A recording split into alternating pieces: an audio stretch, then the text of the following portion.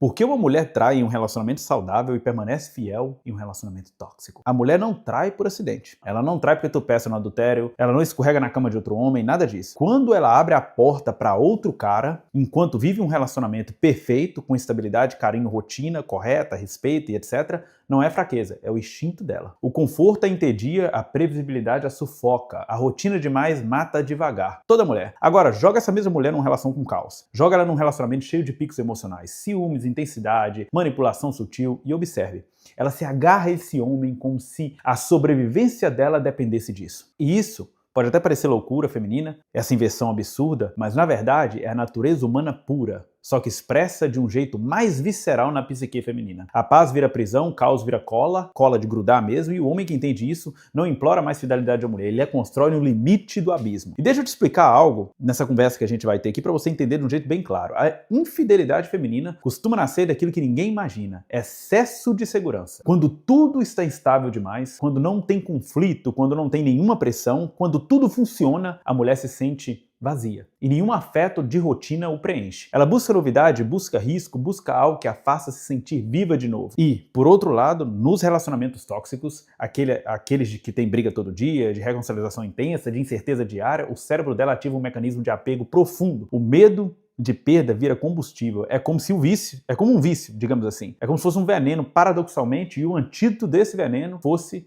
a falta da monotonia. Histórias reais, se a gente olhar em fóruns, etc., você vê relacionamentos perfeitos que acabam simplesmente porque a mulher não aguenta mais viver aquele tédio. Então, a busca por parceiros abusivos, infiéis, indelicados, isso pode parecer masoquismo, mas é biologia vestida de emoção. Se a gente for para entrar para psicologia, porque é aqui que as coisas realmente ficam interessantes, tem um psicólogo chamado Leon Festinger, que formulou a teoria da dissonância cognitiva. Eu acho que eu nunca falei isso aqui. Ela explica exatamente por que isso acontece. Quando a mulher sofre, quando ela investe esforço num relacionamento, quando ela perdoa, ela reconstrói ou tenta de novo esse mesmo, o cérebro dela começa a justificar esse investimento como amor verdadeiro. Ela pensa, se eu aguento tanta dor, deve valer a pena. Só que num relacionamento saudável, onde tudo flui sem esforço, não existe construção emocional profunda, não existe luta, não existe justificativa interna, o tédio se torna a porta aberta da curiosidade feminina. David Buss, que eu cito direto aqui, um psicólogo evolutivo, explica isso perfeitamente na Evolução do Desejo, o livro dele. Ele diz que a mulher é programada biologicamente para buscar estabilidade. Sim,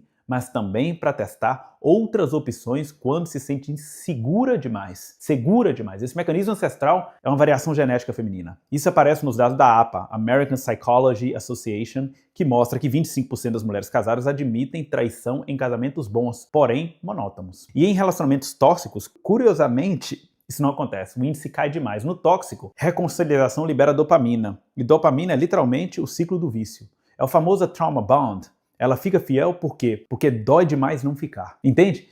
E tem um ponto muito pesado aqui, porque a mulher responde à pressão, não à paz. Quando ela está com um homem imprevisível emocionalmente e instável, que oscila entre poder e fraqueza, que fica em alerta, esse alerta ativa os instintos de sobrevivência feminina. E nesse estado de infidelidade aumenta, o homem significa para ela aí intensidade. Agora, quando ela está com um cara calmo, bom, previsível, seguro, gentil, ela se sente livre demais, livre para explorar, para experimentar, livre para testar limites. Ela sabe que ele vai perdoar. A Universidade de Michigan também tem um estudo sobre isso, mostrando que mulheres em relacionamentos abusivos traem 40% menos que em relacionamentos equilibrados. E o motivo anotado é simples: isolamento emocional e medo de perder a única fonte de intensidade que ela tem, que é esse cara tóxico. O cérebro feminino foi moldado por milhares de anos para associar drama com valor masculino. O homem estável demais parece fraco, o homem temperamental parece forte, e isso é, subconscientemente, uma escolha feminina. Agora olha isso, como isso aparece na mitologia, eu adoro a mitologia. Penélope ficou fiel a Odisseu por 20 anos. 20 anos de caos, de guerra e incerteza. Mas,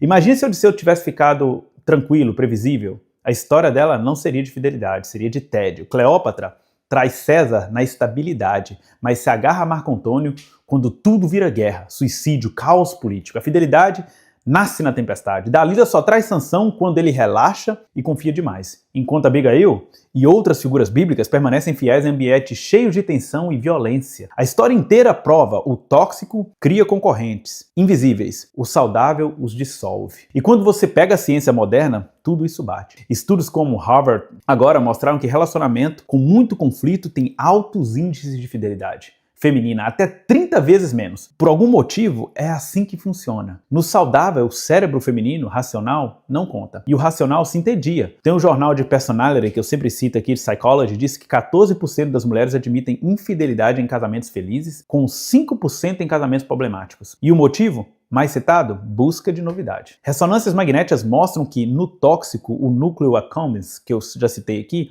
a área de recompensa, fica ativo. No saudável, o córtex pré-frontal se torna o lugar do tédio. A cultura confirma isso. Mulheres deixam homens bons por aventuras, mas permanecem fiéis com caras que as tratam mal. O Instituto Kinsey ressalta que mulheres controladas traem menos e mulheres livres traem muito mais. E agora, chegando na parte mais filosófica, na minha visão, para fechar isso aqui, eu diria, você tá Nietzsche. Nietzsche dizia que o sofrimento molda a grandeza. No tóxico, ela está em sofrimento, certo? Isso molda a lealdade. No saudável, ela está em repouso. Isso corrói a fidelidade. Schopenhauer viu o desejo como sofrimento constante. Na paz, ela cria sofrimento artificial para se sentir viva. No caos, ela deseja o conhecido para se sentir segura. Sartre falava que a autenticidade nasce da angústia. O tóxico obriga a mulher a escolher o mesmo homem todos os dias. O saudável faz ela escolher qualquer coisa. Você percebe o padrão? O amor feminino não floresce na calmaria, floresce no conflito. Não nasce na rotina, nasce na fricção. Entende? No fim das contas, esse paradoxo não é um paradoxo, é a natureza. A mulher não ama o homem que acalma, ama o que desperta, ama o que provoca, ama o que coloca a vida dela de volta no sangue dos dias. E é por isso que muitas vezes ela trai no saudável e permanece fiel no veneno.